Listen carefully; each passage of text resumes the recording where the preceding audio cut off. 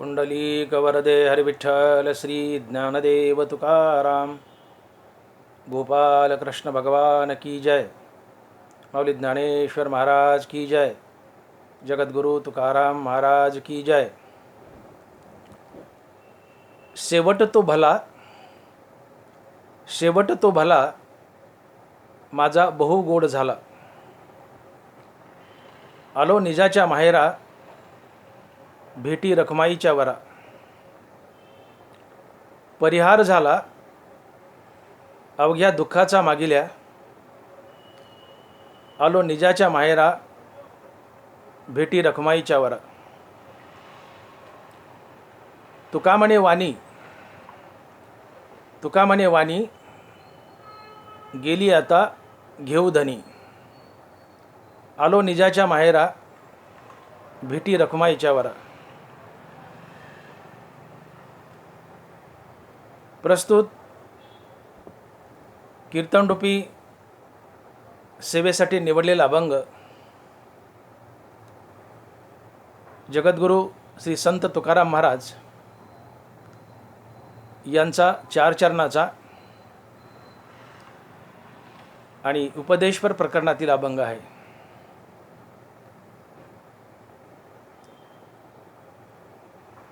तुकोबाराय आम्हाला या अभंगातून असा उपदेश करतायत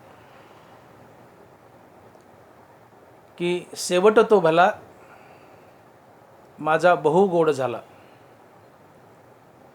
शेवट तो भला, माझा बहु गोड झाला।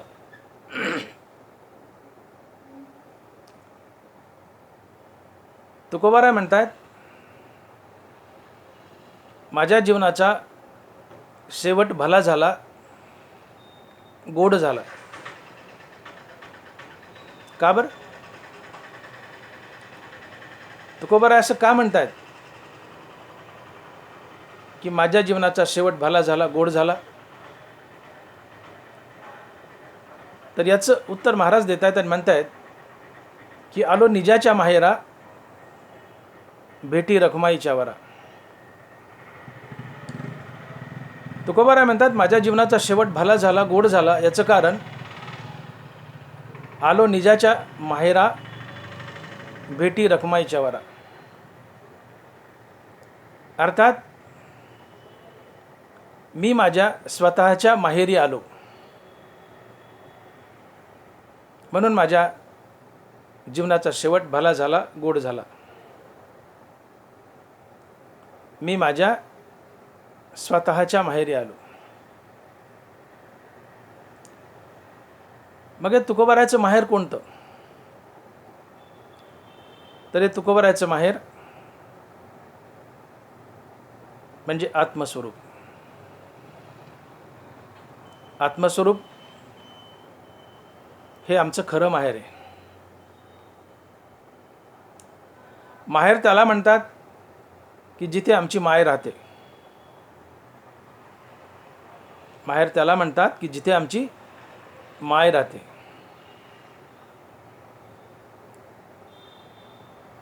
आत्मस्वरूप हे आमचं माहेर आहे आणि खरं माहेर आहे। का? तर आत्मस्वरूपातही आमची माय राहते आणि आत्मस्वरूपात राहणारी ही आमची माय आहे विठू माऊली।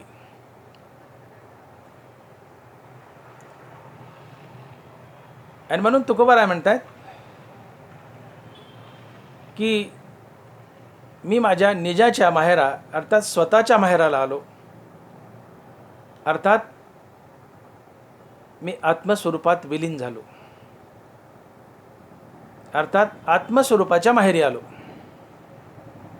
आणि आत्मस्वरूपाच्या माहेरी आल्यामुळे मला आत्मस्वरूपात माझी विठू माऊली भेटली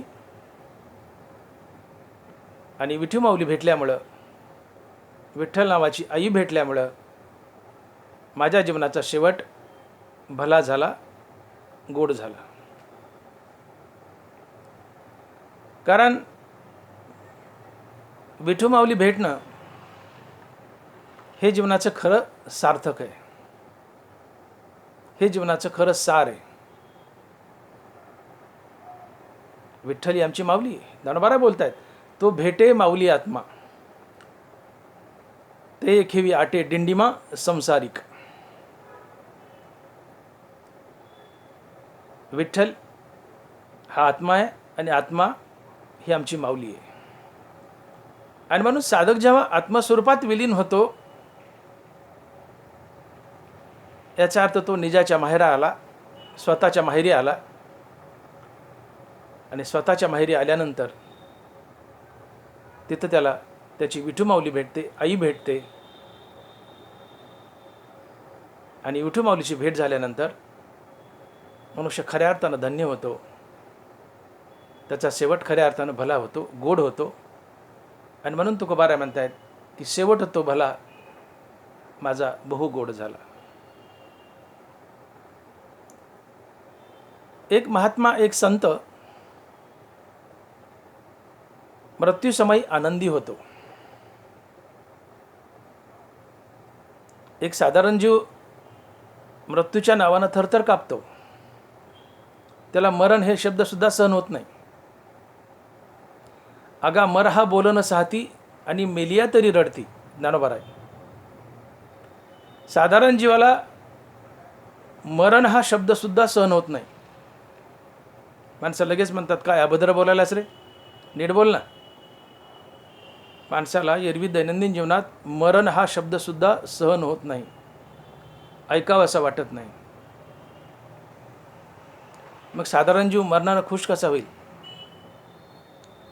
परंतु एक महात्मा, एक साधू, एक संत आपल्या मरणाने खुश होतो, आनंदी होतो. संत मृत्यूसमयी आनंदी होतो. साधारण जीव मृत्यूसमयी घाबरतो, पण संत मृत्यूसमयी आनंदी होतो. का बरं? कारण संताला माहीत असतं की आता मी माझं हे शरीररूपी सासर सोडून आत्मस्वरूपाच्या माहेरी जात आहे. आणि आत्मस्वरूप हे आमचं खरं माहेर असतं. शरीररूपी सासरात दुःख असतं, क्लेश असतो, पीडा असते. आणि म्हणून ज्ञानोबा या शहराला म्हणतायत की मृत्यू काकासी कुरोंडी सांडिली असे. क्लेश तरुची वाडी, तापत्रय अग्नीची सगडी. ज्ञानोबा शरीराकडे बोट करतात आणि बोलतायत तापत्रय अग्नीची सगडी. तात्पर्य हा पूर्ण संसार, हे शरीर हे दुःखदायी आहे, दुःखमय आहे. दुःख बांधवडी आहे हा संसार, सुखाचा विचार नाही कुठे. तुकोबाराय मृत्यूलोकी सुखाची कहाणी ऐकवे जेल कवनाची श्रवणी, कैची सुख निद्रा अंथरुणी इंगळाच्या. संसार दुःख बांधवडी आहे. शरीरही तुकोबाराय बोलले की शरीर दुःखाचे कोटार, शरीर रोगाचे भांडार, शरीर दुर्गंधीची थार, नाही अपवित्र शरीरायसे. शरीर दुःखाचे कोटार, शरीर रोगाचे भांडार. या शरीराला जोडून नाना प्रकारचे रोग आहेत, पीडा आहे, नाना प्रकारचं दुःख आहे, त्रिविध ताप आहेत. आणि म्हणून हे शरीर एक सासर आहे. आणि शरीररूपी सासरात माणसाला अतिशय क्लेश होतो, दुःख होतात, पीडा होते. आणि म्हणून एक महात्मा वाट पाहत असतो की शरीररूपी सासर माझ्या जीवनातून कधी संपेल आणि मी आत्मस्वरूपाच्या माहेरी कधी जाईल. कारण आत्मस्वरूप हे आनंददायी आहे, सद चिद आनंद स्वरूप आहे. एकटं आत्मस्वरूपच आनंद स्वरूप आहे, उरलेलं जगत दुःखरूप आहे. आणि म्हणून सुखाची जागा एक आणि सुखाचं स्वरूप एक, आणि ते आहे आत्मस्वरूप. सुख आत्मस्वरूपाशिवाय इतरत्र कुठे नांदूच शकत नाही. आत्मस्वरूप हीच एक सुखाची आनंदाची जागा आहे. आणि आत्मस्वरूप परमात्मा असतो, तो आनंद स्वरूप आहे. आणि म्हणून साधक सारखी वाट पाहत असतो की दुःखदायी शरीररूपी सासर लवकर सुटावं आणि आनंदरूपी आत्मस्वरूपाचं माहेर लवकर गाठावं. कारण आत्मस्वरूपात आनंद आहे आणि आत्मस्वरूपात विठ्ठल नावाची आमची माया आहे, सोबत रुक्मिणी माता बी आहे. आणि या विठू माऊलीला भेटण्याची ओढ लागलेली असते. विठू माऊली भेटला, जीवन धन्य होतं, जीवनाचं सार्थक होतं, मनुष्य मुक्त होतो, मनुष्य जीवन मरणाच्या फेऱ्यातून बाहेर पडतो किंवा त्याच्याही पुढं मुक्तीवर भजनयुक्त होतो, अर्थात संत बनतो. आणि म्हणून संत हे आपल्या मरणसमयी आनंदी होतात. साधारण जीव भले दुःखी होत असेल मृत्यूला घाबरून, पण संत महात्मा मृत्यूला घाबरत नाही, उलट मृत्यूची वाट पाहतो आणि मृत्यूसमय आनंदी होतो. का? तर त्याला शरीररूपी शास्त्रातून, या शरीररूपी दुःखातून मुक्त व्हायचं असते आणि आत्मस्वरूपाच्या माहेरात जे आनंदी आहे तिथं जायचं असते आणि विठू माऊलीची भेट घ्यायची असते, मुक्त व्हायचं असते.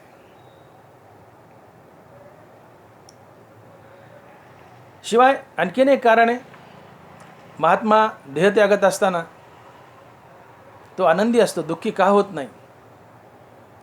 नरवरा बोलतायत की जाणीवेची निवेगे मी अधियज्ञ दृष्टी रिगे, ते देहाचे निवियोगे विरे न होती. मरताना तुम्ही परमात्म्याला समोर ठेवलंय आणि परमात्म्याचं नाम मुखात ठेवलंय, तर देहाचा त्याग करताना तुम्हाला दुःख होत नाही, उलट आनंद होतो. का? मरताना देव डोळ्यापुढे ठेवलाय, परमात्मा डोळ्यापुढे ठेवलाय. ज्ञानोबा बोलतायत जाणीवेची निवेगे मी अधियज्ञ दृष्टी रिगे, ते तनुचे निवियोगे विरे न होती. मरताना देव आणि देवाचं नाव जर समोर ठेवलं तर तुम्हाला दुःख होत नाही, मरताना उलट आनंद होतो. मरण हलकं होतं, सोपं होतं, आनंददायी होतं.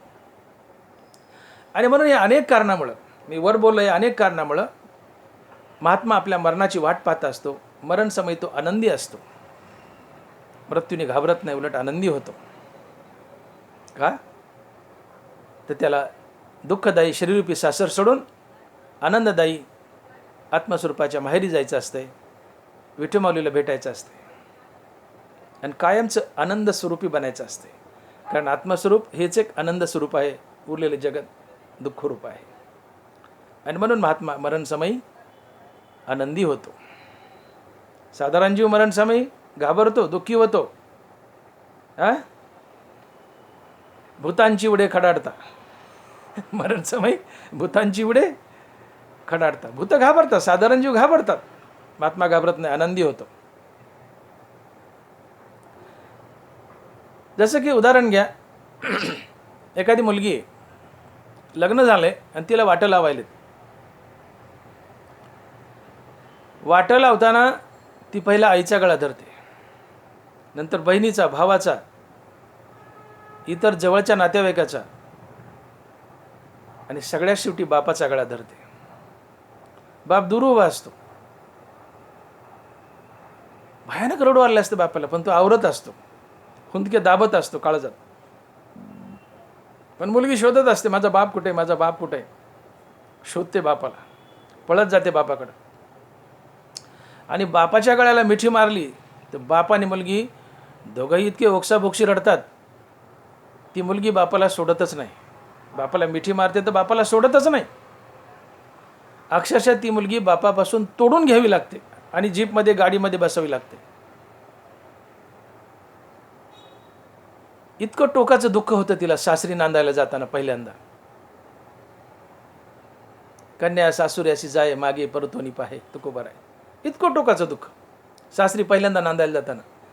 पण तेच 3-4 दिवस झाल्यानंतर मांडव परतणे का काहीतरी असतं, ते संपलं की ज्यावेळेस ती नवरी, तिला कोणतरी न्यायला येतं, तिला माहेरी यायचं असतं 3-4 दिवसांनी. माहेर येताना किती जणांचे गळे धरती, ती रडते, कोणाकोणाला मिठ्या मारते, सासूला, सासऱ्याला, दिराबाईला. अच्छे कसलं रडणं, कसल्या मिठ्या.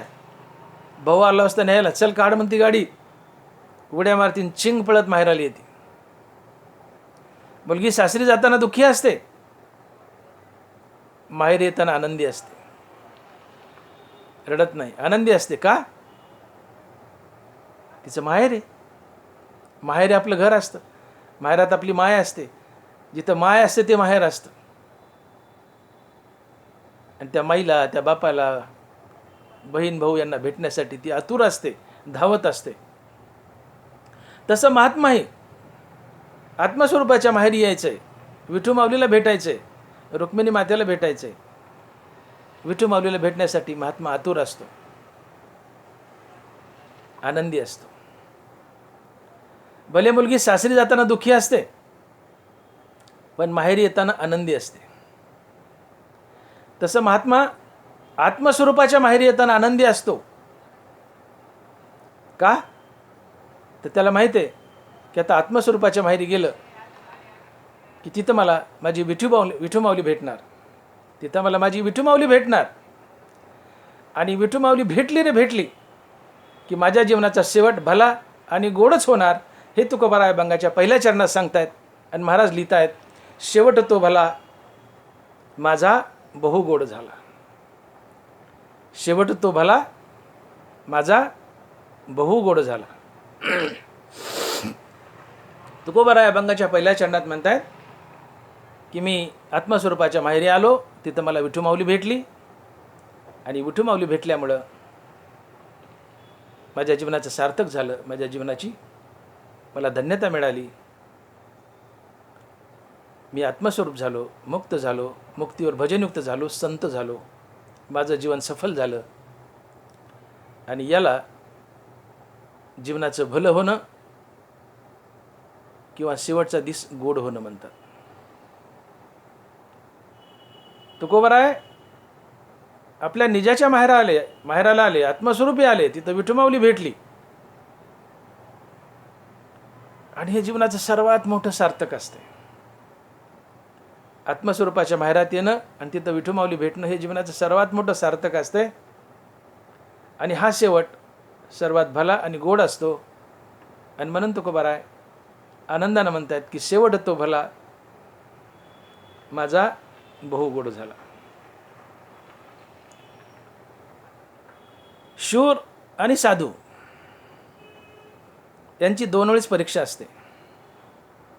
आणि म्हणून असं म्हटलं की शूर ओळखावा रणी, साधू ओळखावा मरणी. शूर किती शूर आहे हे रणांगणावर ओळखलं जातं, त्याच्या पराक्रमावरून. आणि साधू हा खरा साधू आहे का हे त्याच्या मरणसमयी ओळखलं जातं. साधू जर मरताना दुःखी झाला, गडबडला, तर समजून घ्यायचं तो साधूच नाही आहे. तो साधूच नाही आहे. कारण साधू मरणसमय डगमगतच नाही, तो आनंदी होत असतो. का झाकली या घटीचा दिवा, नेनो काय झाला केदवा, या रीती जो पांडवा देह ठेवी. तो आनंदानं कधी देव ठेवतो हे त्यालाही कळत नाही. आणि आत्मस्वरूपात विलीन होतो. आणि म्हणून एखादा अभ्यासू विद्यार्थी आहे, त्याची कसरत कुठे कळते? परीक्षेत. एखादा शूर आहे, त्याची कसरत कुठे कळते? रणांगणात. तसं साधू आहे, त्याची कसरत कुठे कळते? मरणसमयी. मरणसमयी साधू घाबरला तर समजून घ्यायचं तो साधूच नाही आहे. आणि मरणसमयी आनंदी झाला, हसतमुख प्राण त्यागला, समजून घ्यायचं तो साधू आहे, तो संत आहे, तो महात्मा आहे. आणि म्हणून श्री संत कबीर महाराज म्हणतायत कि कबीरा जब हम पैदा हुए, कबीरा जब हम पैदा हुए, जग हसे हम रोए, ऐसी करनी कर चलो हम हसे जग रोए. एक बाळ जन्माला येताना रडत असतं, जग हसत असतं.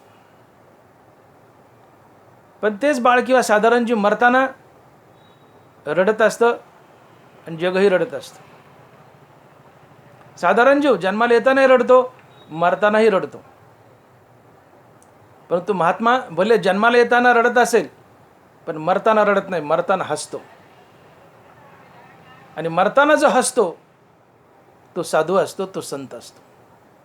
ऐसी करनी कर चलो हम हसे जग रोय. अशी करणी करा म्हणले की मरताना आम्ही हसावं, जगानं रडावं. भले जग रडो पण आम्ही हसावं. जो मरताना हसतो तो साधू असतो, तो संत असतो. हसतमुख प्राण सोडतो तो संत असतो. आणि म्हणून संताचं मरण हे सोहळा असतं. देहाच्या गावा आलिया जन्म मृत्यूच्या सोहळ्या ना मनोची नाही धनंजया जियापरी. जन्म मृत्यू सोहळे ज्ञानोबा बोलतात.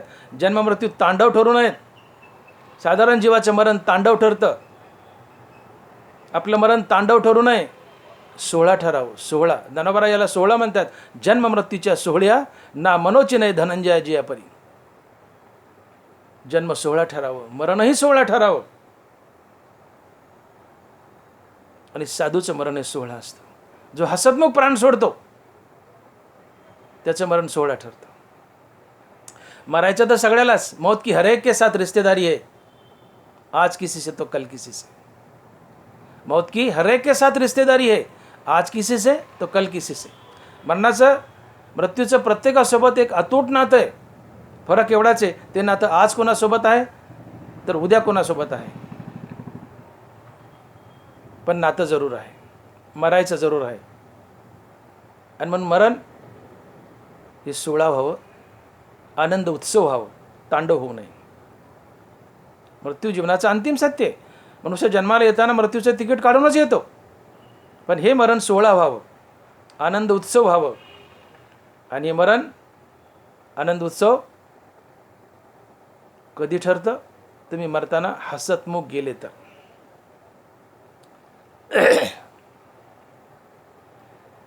एक साधारण जीवाचा मरणाबद्दल विचारच नसतो. साधारण जीव सदैव आपल्या मरणाला विसरतो. मी बोलून गेलो का अगा मर हा बोलणं साथी. मरण हा शब्द सुद्धा साधारण जीवाला सहन होत नाही. साधारण जीवाचा मरणाबद्दल विचारत नसतो. साधारण जीव मरणाला विसरलेला असतो. महात्मा मरणाला विसरत नाही. साधारण जीव वर्तमानाचा विचार करतो. एक साधू, एक महात्मा भविष्याचा अर्थात सतत मरणाचा विचार करतो. एक संत सतत मरणावर डोळा ठेवून असतो की माझं मरण सोहळा ठरावं, मरताना मी हसतमुख प्राण सोडावा. हा विचार साधूच्या डोक्यात असतो. या दिशेनं तो वाटचाल करत असतो. आणि म्हणून जीवनाची व्याख्या जर अशी केली तर फारसं वावगं ठरणार नाही असं मला वाटतं. की जीवन जीवन जीवन म्हणजे काय? तर चांगलं मरण यावं यासाठी आयुष्यभर केलेला रामनामाचा अभ्यास म्हणजे जीवन. मग हे चांगलं मरण म्हणजे काय? तर मरणसमयी मुखामध्ये रामनाम यावं आणि देह सुटावा, याला म्हणतात चांगलं मरण. लोकांनी चांगल्या मरण्याच्या आपापल्या परीने अनेक व्याख्या केल्यात.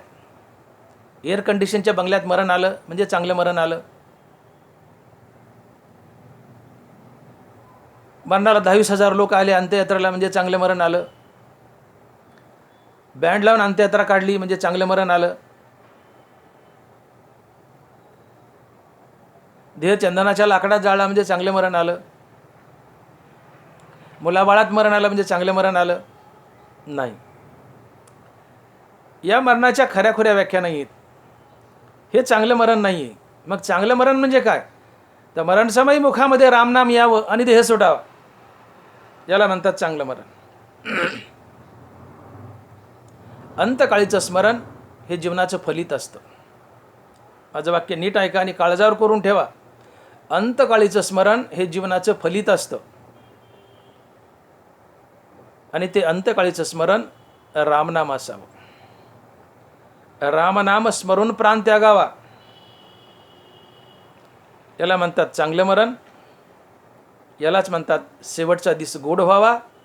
आणि यालाच म्हणतात शेवट तो भला माझा बहु गोड झाला.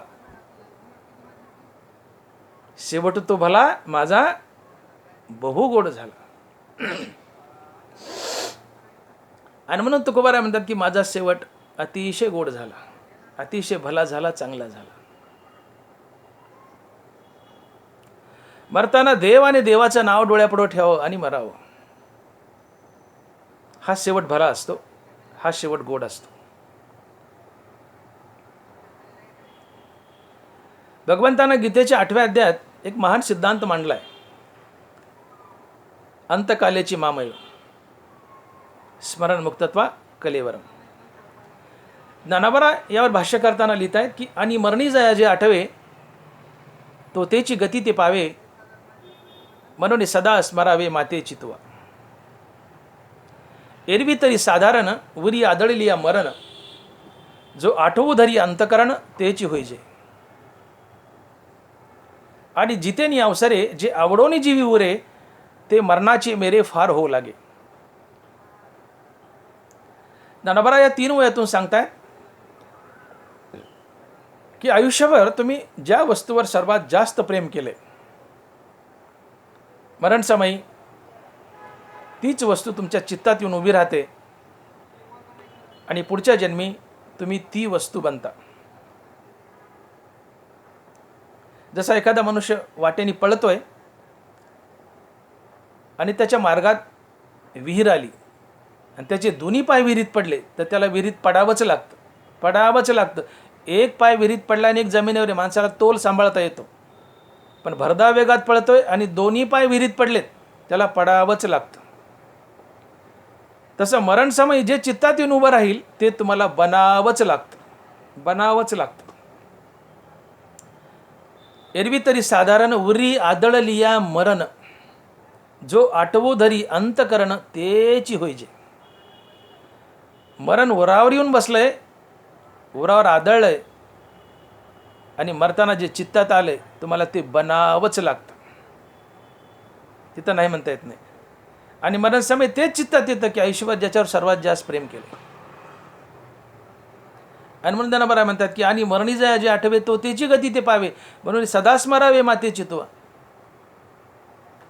मग बाबा असाच जर नियम आहे की आयुष्यभर ज्याच्यावर सर्वात जास्त प्रेम केलं तेच जर मरण समय चित्तात येऊन उभं राहत असेल आणि तीच वस्तू पुढच्या जन्मी बनावी लागत असेल, तर तू आयुष्यभर रामनामावर प्रेम कर ना. मरण समय राम आणि रामनाम चित्तात येऊन उभं राहील आणि पुढच्या जन्मी तू राम बनशील. पुढच्या जन्मी राम बनणं यालाच तुकोबाराय म्हणतात आलो निजाच्या माहेरा. पुढच्या जन्मी राम बनणं म्हणजे आलो निजाच्या माहेरा, भेटी रखुमाईच्या वरा.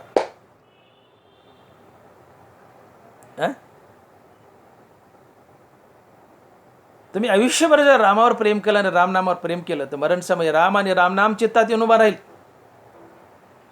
तुम्ही रामनाम स्मरून प्राण त्याग आलं, पुढच्या जन्मी रामच बनालं, पुढच्या जन्मी राम बनणं हा मोक्ष असतो. मन हे राम झाले, मन हे राम झाले. तुम्ही रामस्वरूप बनले म्हणजे मुक्त झाले. आणि म्हणून खरा जो शेवट भला आहे तो देव आणि देवाचं नाव डोळ्यापुढे ठेवून, देव डोळ्यापुढे ठेवायचा आणि देवाचं नाम स्मरण प्राण त्यागायचा, हा खरा भला शेवट असतो आणि हा खरा गोड शेवट असतो. याच्याशिवाय दुसरा गोड शेवट नसतोच. ज्यावेळेस भगवान कृष्णानं गोकुळ सोडलं त्यावेळेस ते छोटासा बालकृष्ण 11 वर्षाचा गोकुळ सोडत, त्यावेळेस देवाचं वय 11 वर्ष होतं. ते बालकृष्ण यशोदा मैयाला म्हणतोय, यशोमती मैया तू माझ्याकडून काही मागून घे, मी चाललोय आता, पुन्हा तुझी माझी भेट होईल नाही होईल सांगता येत नाही. यशोमती मैया फार हुशार होती. यशोदा मैया कृष्णाला म्हणते, कृष्ण चाललायस ना तू, मला तुला द्यायचेच ना, एकच दे म्हणली. मग काय मागितलं यशोदा मैयानी? जब तन से प्राण निकले मेरा सांवला निकट हो. जब तन से प्राण निकले मेरा सांवला निकट हो. कृष्णा मी ज्यावेळेस मरत असेल त्यावेळेस तू माझ्या चित्तात येऊन उभा राहा. बांधला देव, मोक्ष मिळवला तिने. काय हुशार होती यशोदा मैया. काय मागता आलतू फालतू? हां, वाढावे संतान करी वय धनदान, हे धनन दौलतन मुलन बाळन, ऐश्वर्य काय मागता फडतूस? यशोदामाईने काय मागितलं बघा, जब तन से प्राण निकले मेरा सावला निकट हो. काय हुशारीचं, काय महान मागणं आहे. देव बांधलाय. यशोदामायाची शेवटची घडी आली त्यावेळेस प्रत्यक्ष भगवान कृष्णाला येऊन तिच्या चित्तात उभा राहावं लागलं. यशोदामाया कृष्ण कृष्ण कृष्ण कृष्ण नामाचा जप करते आणि कृष्ण डोळ्यापुढे ठेवून कृष्णाचं नाम घेत प्राण त्यागते. याला म्हणतात शेवटचा दिस गोड व्हावा, आणि यालाच म्हणतात शेवट तो भला माझा बहु गोड झाला. यशोदामाईने कृष्ण डोळ्यापुढे ठेवलाय, कृष्णाला बघते आणि कृष्णाला बघत बघत कृष्णाचं नाव घेते. देव डोळ्यापुढे ठेवा आणि देवाचं नाव घेत घेत मरावं. हा शेवट भला असतो. शेवट तो भला माझा बहु गोड झाला. आणि मग असा शेवट झाला की तो महात्मा साहजिकच निजाच्या माहेराला, आत्मस्वरूपाच्या माहेराला जातोच. तो कुठे जाणार आहे मग? आणि तिथं गेली मग त्या खऱ्या खोऱ्या विठू माऊलीची भेट होते. रखमाईचा वर विठ्ठल, त्याची भेट होते. त्याची भेट आहे अंतिम साध्य आहे. जीवनाची धन्यता आहे, जीवनाची सार्थकता आहे विठू माऊली भेटणं. हाच सायुज्य मोक्ष असतो. जन्ममरणाचा फेरा चुकतो. हवा असेल तुम्हाला तर सायुज्याचा धिक्कार करा. मोक्षपद तुच्छ केले या कारणे आम्हा जन्म घेणे योगायोगी. मोक्षाला तुच्छ करा, सायुज्य मिळवा, मोक्ष मिळवा आणि मिळवून तुच्छ करा आणि मुक्तीवर भजनयुक्त व्हा, संत व्हा. तुकोबाराने तेच स्वीकारले संतपद. आणि म्हणून तुकोबाराचा शेवट भला झालाय, गोड झालाय.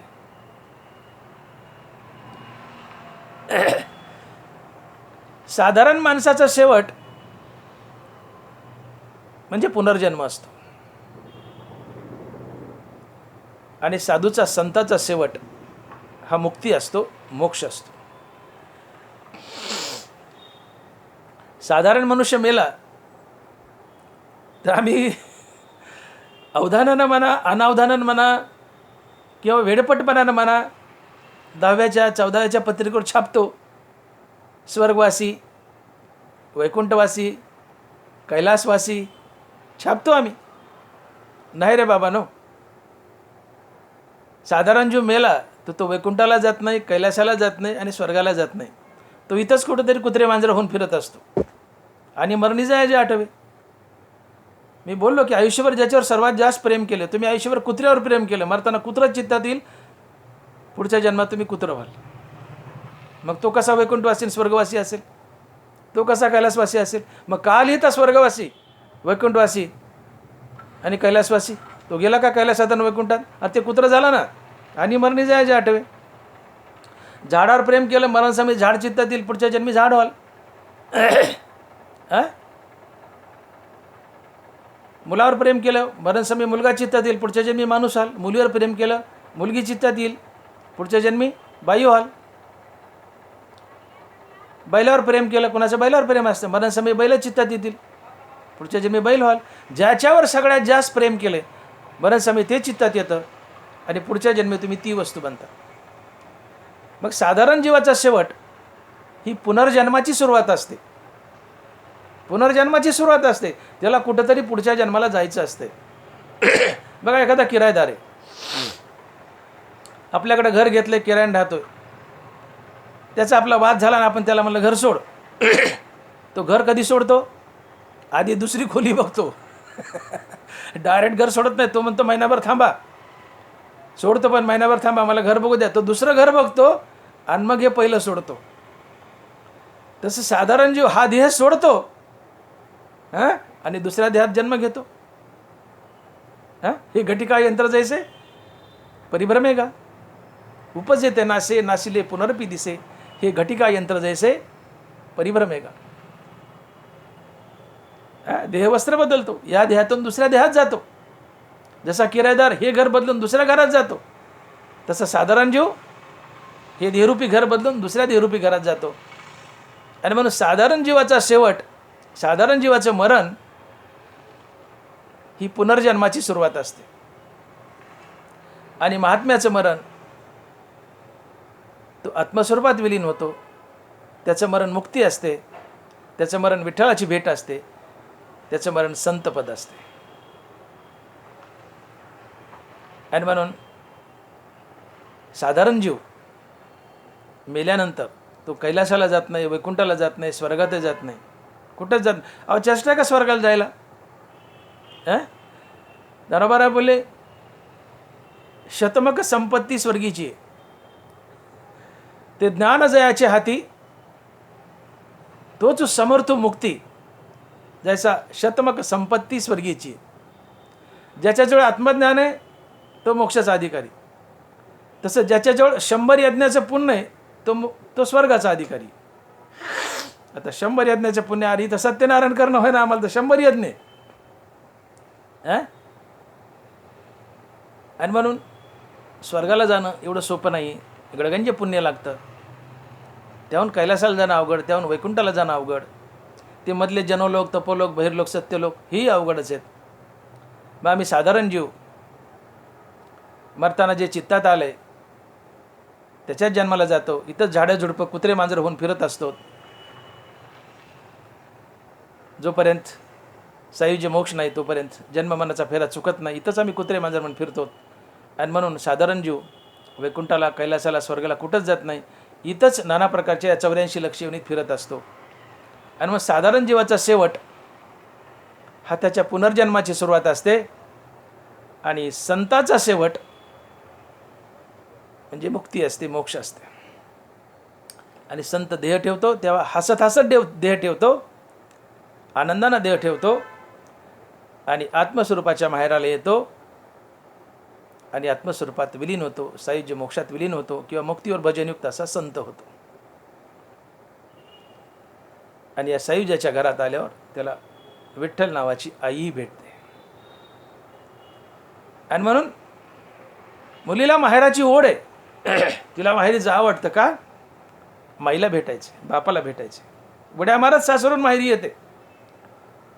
ओढ असते माहेरची का? तिथं तिची माय आहे, ते तिचं घर आहे, हक्काचं घर आहे. लहानाची मोठी झाली तिथं तिची माय राहते, माईला भेटायचे, बापाला भेटायचे. तसं आत्मस्वरूप हे आमच्या हक्काचं घर आहे, आमचं घर आहे. आम्ही आत्मस्वरूपातून आलो तर आत्मस्वरूपात परत जायचं आहे. आत्मस्वरूप आमचं खरं घर आहे. आणि तिथं आमची विठ्ठल नावाची माय आहे की गेल्या गेल्या जी आमच्या तोंडावरून हात फिरवते, आमच्यावरून तुकडा वळवून टाकते.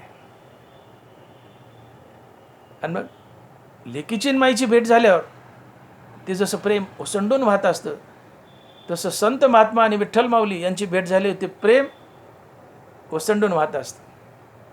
किंबहुना नारायणे विश्व कोंदले.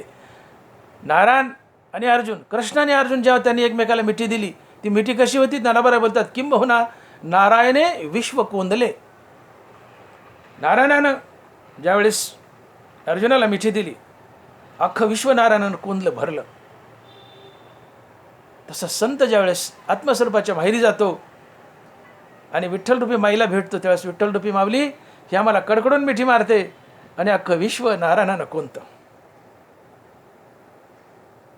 आणि हा जीवनाचा शेवट भला असतो, गोड असतो. हा तुकोबरायचा शेवट भला झाला, गोड झाला. म्हणून तुकोबराय म्हणतात की शेवट तो भला माझा बहु गोड झाला. असा प्रत्येकाचा शेवट गोड व्हावा, भला व्हावा ही तुकोबरायची अपेक्षा आहे. तुकोबरायने स्वतःसाठी गाथा लिहिली नाही हो.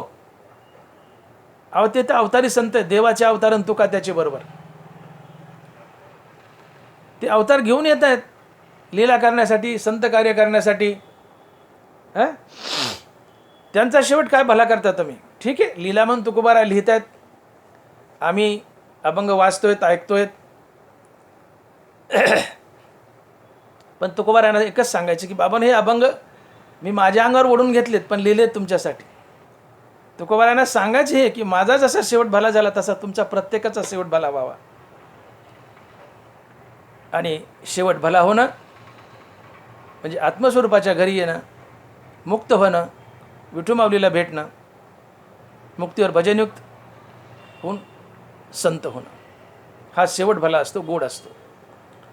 आणि म्हणून मुक्ती हाच खरा शेवट असतो, गोड शेवट असतो. माणसाचा भला शेवट जर काय असेल तर ती आहे मुक्ती, ते आत्मस्वरूपात विलीन होणं. मुक्ती हाच खरा शेवट असतो. इथे महात्मा आत्मस्वरूपात अर्थात निजाच्या माहेरी येतो, हे तुकोबाराय अभंगाच्या दुसऱ्या चरणात सांगतात. आणि महाराज लिहितायत, आलो निजाच्या माहेरा भेटी रखुमाईच्या वरा. आलो निजाच्या माहेरा भेटी रखुमाईच्या वरा. माझा शेवट भला झाला, गोड झाला. का? तर मी आता निजाच्या अर्थात स्वतःच्या माहेरी आलो, आत्मस्वरूपाच्या माहेरी आलो, माझ्या घरी आलो. आणि म्हणून घरी आल्यावर विठ्ठल रूपी आईची भेट झाली, म्हणून माझा शेवट भला झाला, मी मुक्त झालो.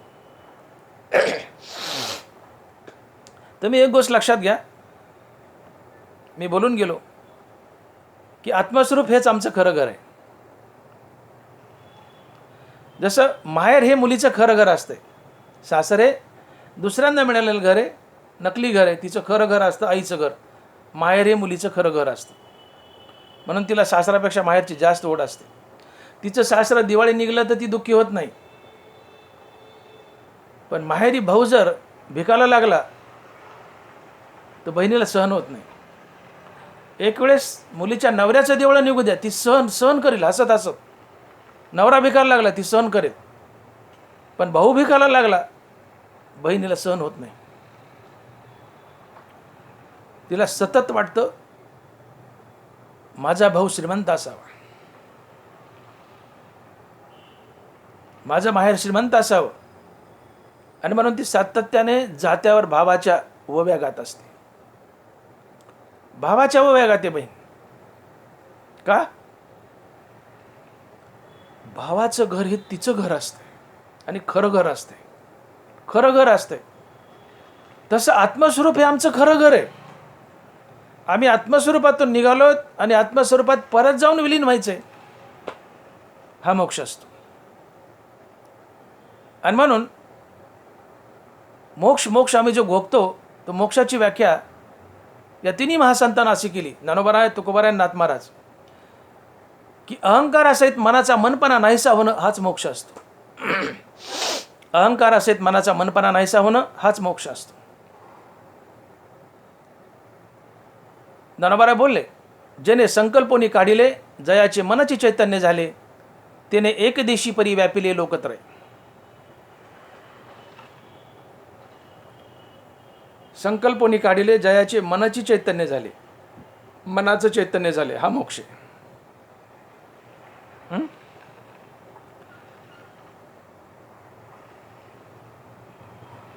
तुकोबाराय बोलले, अहंकार गेला तुका म्हणे देह झाला. मनाचं चैतन्य होणं म्हणजे मन चैतन्यात विलीन झालं, म्हणजे अहंकार मेला आणि मनही मेलं. अहंकार सहित मनाचा मनपणा नाहीसा झालाय, हा मोक्ष आहे. ज्ञानोबराय बोलले. तुकोबाराय बोलतात की अहंकार गेला तुका म्हणे देव झाला. अहंकार जन हाच मोक्ष आहे. नाथ महाराजही म्हणतात, देह अंत्यचे दृढपणा त्याची बद्धतेचे लक्षण, देह अंत्यचे निरसन मुक्तता जाण नावतया. देह अंत्यचे निरसन मुक्तता जाण नावतया. देह अंत जाणे हाच मोक्ष आहे, हीच मुक्ती आहे. अर्थात अहंकारासहित मनाचा मनपणा नाहीसा होणं हाच मोक्ष असतो. या तिन्ही महासंतांनी केलेली मोक्षाची व्याख्या. आणि म्हणून अहंकारासहित मनाचा मनपणा नाहीसा होणं हा मोक्ष आहे. तर मन आमचं आत्मस्वरूपातून निघलंय, आणि ज्यावेळेस ते परत आत्मस्वरूपात जाऊन विलीन होईल आणि अहंकारासहित त्या मनाचा आत्मस्वरूपात लय होईल, हा मोक्ष असतो. आणि म्हणून तुकोबाराय एका अभंगातून बोलतात की शरला सागर गंगा ओगी मिळे आपणची खेळे आपणाशी. शरला सागर गंगा ओगी मिळे आपणची खेळे आपणाशी. समुद्र स्वतःशी खेळत असतो, तसा परमात्माही स्वतःशी खेळत असतो. तुम्ही बघा, उन्हाळ्यात सूर्याच्या प्रखर उष्णतेने समुद्राचं पाणी वाफेच्या रूपात शोषून घेतलं जातं. ही वाफ आकाशात उंच जाते, तिचे ढग बनतात, आणि पावसाळ्यात या ढगाला थंड हवा लागली की पाऊस पडतो. आणि हेच पावसाचं पाणी नद्याच्या माध्यमातून पुन्हा समुद्राला जाऊन मिळतं आणि स्थिरावतं. पाणी कुठून निघलं? समुद्रातून. शेवटी कुठं गेलं? समुद्राला, आणि स्थिरावलं. समुद्र स्वतःशी खेळतो. तसं आमचं मन आत्मस्वरूपातून निघाले, परमात्म्यापासून निघाले, आणि ते ज्यावेळेस परमात्म्याला जाऊन कायमचं भेटेल, तिथं त्याचा कायमचा लय होईल,